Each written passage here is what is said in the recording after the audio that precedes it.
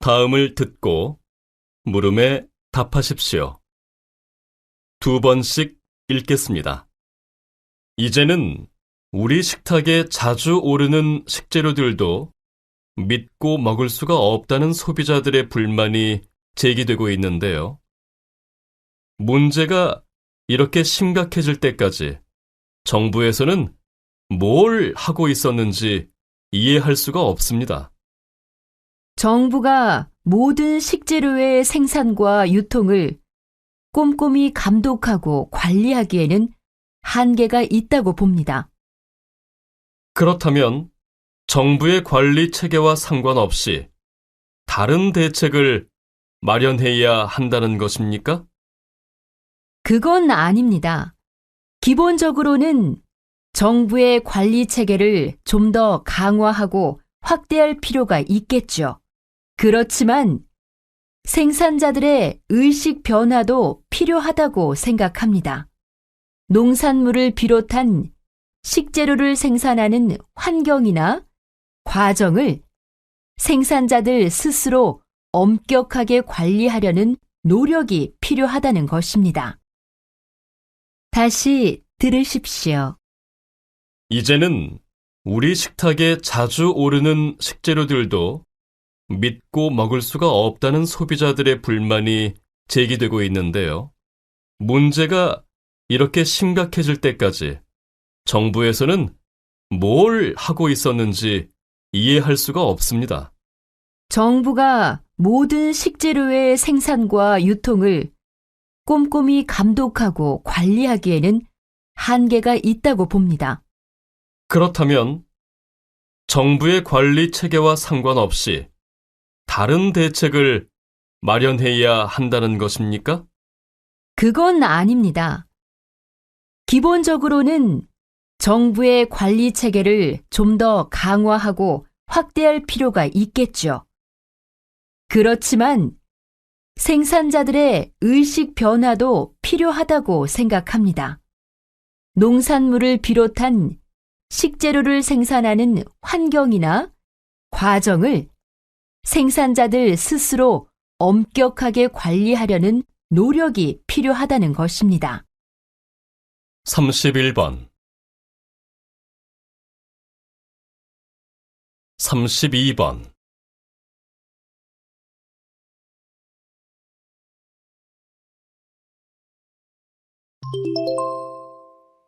다음을 듣고 물음에 답하십시오. 2번씩 읽겠습니다. 요즘 인터넷상에서 개인정보의 유출이나 사생활 침해 등으로 인한 피해가 매우 큰 것으로 나타나고 있습니다. 또한 익명으로 된 불법, 유해, 허위 정보가 무분별하게 인터넷 게시판에 올라오거나 전자우편으로 발송되면서 관련된 사람들이 심각하게 피해를 입고 있는 실정입니다. 인터넷 상에서라고 하지만 내가 저지른 불법적인 행동이나 잠깐의 재미를 위해 올린 악성 댓글 등으로 지울 수 없는 정신적 상처를 입은 사람들의 마음을 한번 생각해 보십시오. 표현의 자유라는 것도 타인의 자유와 권리가 침해되지 않는 범위에서만 인정되는 것이 아닙니까? 이제 더 이상 익명성을 무기로 인터넷상에서 타인의 소중한 인권과 재산을 침해하거나 정신적으로 피해를 주는 일은 없어져야 할 것입니다. 그렇지 않으면 나도 언젠가는 그 피해자가 될 수 있을 테니까요. 다시 들으십시오.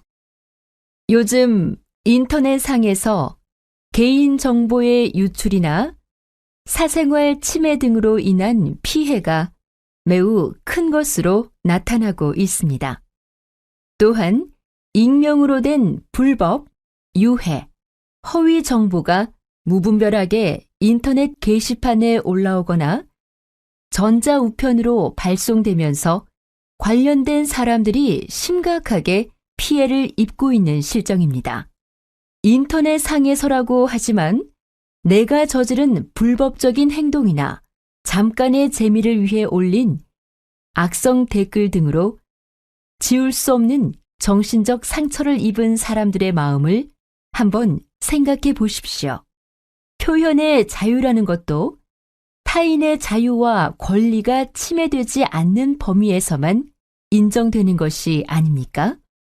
이제 더 이상 익명성을 무기로 인터넷상에서 타인의 소중한 인권과 재산을 침해하거나 정신적으로 피해를 주는 일은 없어져야 할 것입니다.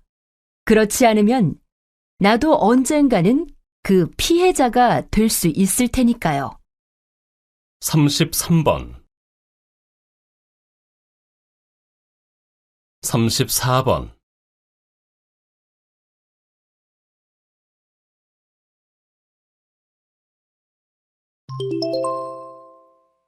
다음을 듣고 물음에 답하십시오. 2번씩 읽겠습니다. 주민 여러분, 반갑습니다. 최근 우리 지역에 쓰레기 매립장을 건립하는 것에 반대하는 시위가 이어지고 있습니다. 이와 동시에 우리 지역 개발에 도움이 될 것으로 보이는 법원은 유치하게 해달라는 시위도 벌어지고 있습니다. 주민 여러분, 이러한 상황에 대해 어떻게 생각하십니까? 너무 지나친 지역 이기주의라고 생각하지 않으십니까? 물론 어떤 혐오 시설이 들어오는 것을 거부하고 이익이 되는 시설을 유치하고자 하는 주민들의 입장을 이해하지 못하는 것은 아닙니다. 그러나 우리 사회가 이러한 지역 이기주의로 가득 찬다면 시급하고 기본적인 공공사업조차 할 수 없게 될 것이며 결국 그 시설이나 기관을 통해 얻을 수 있는 혜택을 아무도 누릴 수 없게 될 것입니다.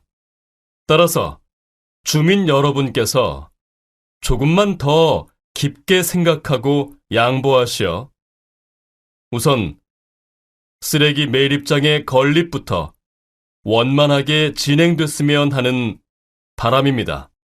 다시 들으십시오. 주민 여러분, 반갑습니다.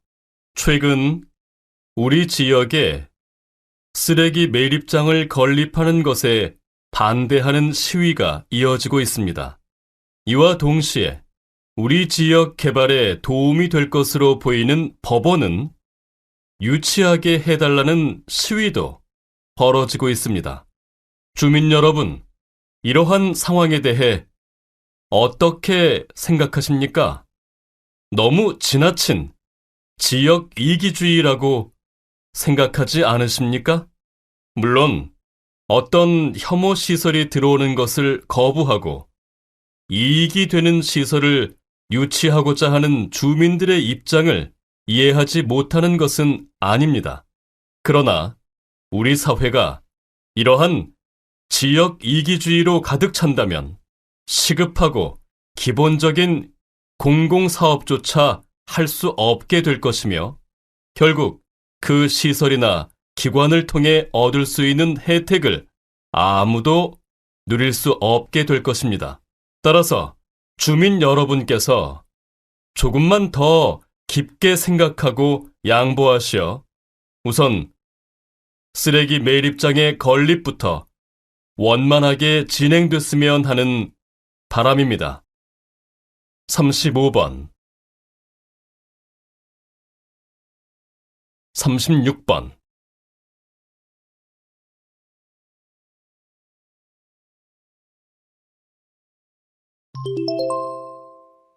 다음은 교양 프로그램입니다. 잘 듣고 물음에 답하십시오. 2번씩 읽겠습니다. 요즘 로봇 산업이 빠른 성장세를 보이고 있습니다. 가족처럼 함께 살면서 간단한 의사소통을 할 수 있는 로봇까지 등장하고 있는데요.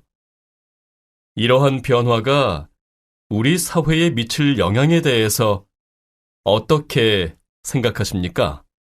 네, 말씀하신 바와 같이 이제는 로봇이 인간과 의사소통을 할 수 있을 정도로 발달하게 됐습니다. 현재의 발전 속도나 방향을 보면 머지않아 인간과 감정까지 교류할 수 있는 로봇도 등장하지 않을까 싶은데요.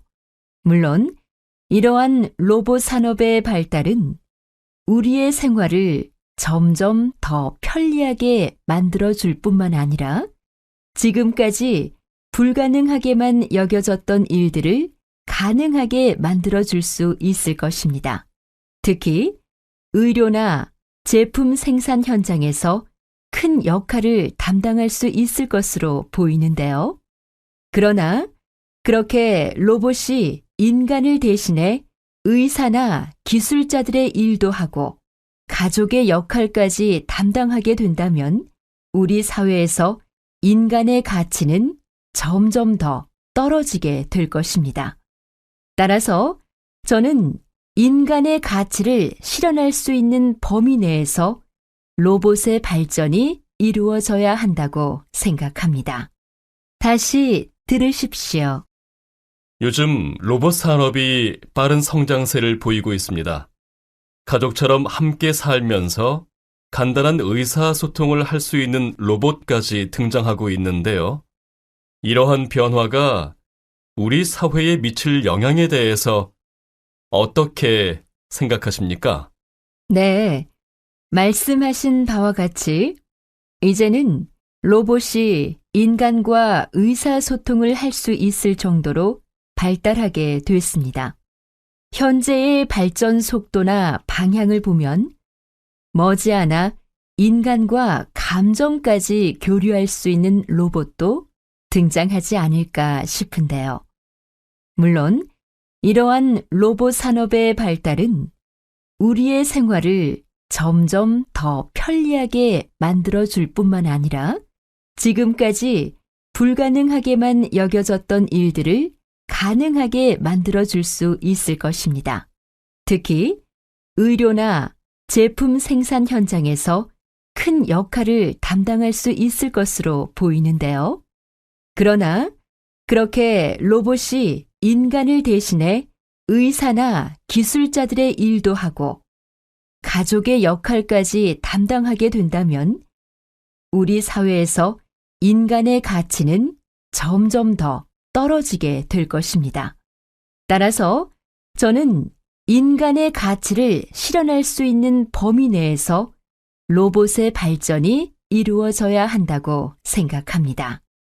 37번 38번